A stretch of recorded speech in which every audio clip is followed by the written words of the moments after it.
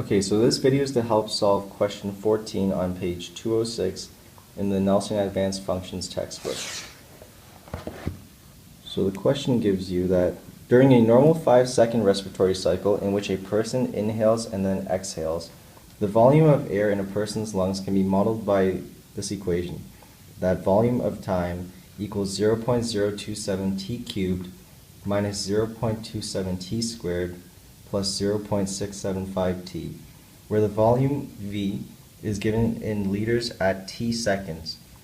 The first question asks, what restriction or restrictions must be placed on t? The second question asks, if asked, how many seconds have passed if the volume of air in a person's lungs is 0.25 liters? Would you answer this question algebraically or by using graphic technology? Justify your decision. The third question asks, solve the problem in part B. As you can see, the equation has a cubic polynomial, so we are dealing with the polynomial functions of this course. The key elements of the problem are the duration of the respiratory cycle, which is 5 seconds, and the equation that models the volume of air in a person's lungs, which is V of t equals 0.027 t cubed minus 0.27 t squared plus 0.675 t. So question A asks, what restrictions must be placed on t, which is time? Because time cannot be negative and the question gives you that a normal respiratory cycle is 5 seconds in length, we know that the restriction on t must be between 0 seconds and 5 seconds, including 0 seconds and 5 seconds.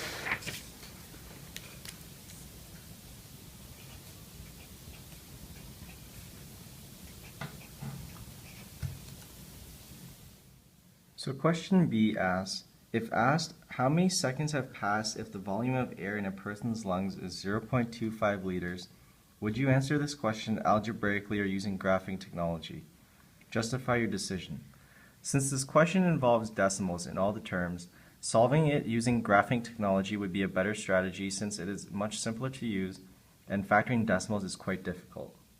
Question C asks, solve the problem in part B.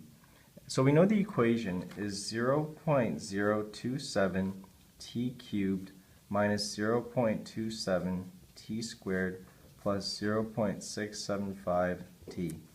And question B asks, how many seconds have passed if the volume of air in a person's lungs is 0.25 liters? So we have to make this equation equal to 0.25. And afterwards, we have to bring the 0.25 over to the right side, making this equation equal to 0. So 0 equals to 0.027 t cubed minus 0.27 t squared plus 0.675 t minus 0.25. Okay, to solve this question graphically, if you have a Mac, you want to go into all your applications and then go into Other and find the application Grapher. When you open it up, you go to Default and click Choose.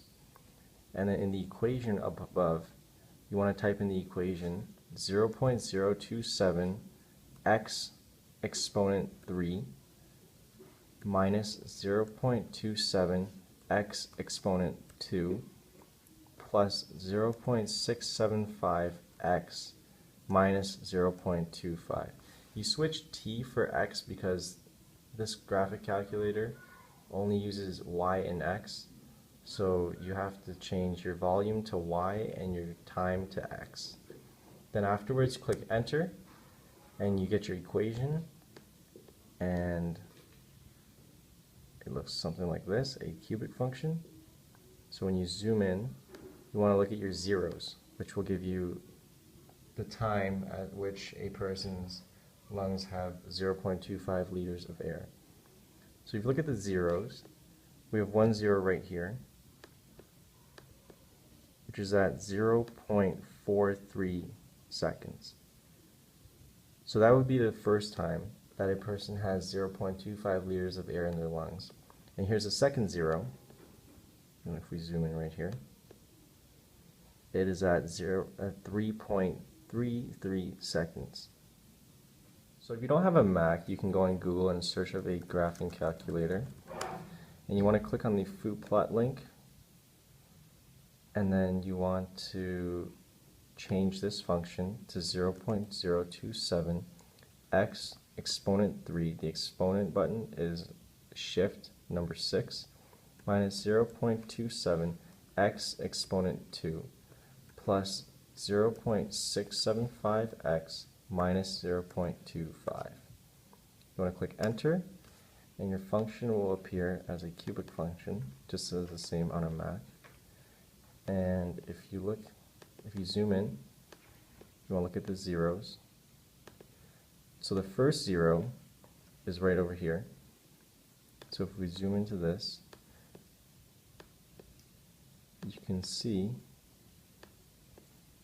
that it is near 0.45, which is close to 0.43 as we stated on the Mac software.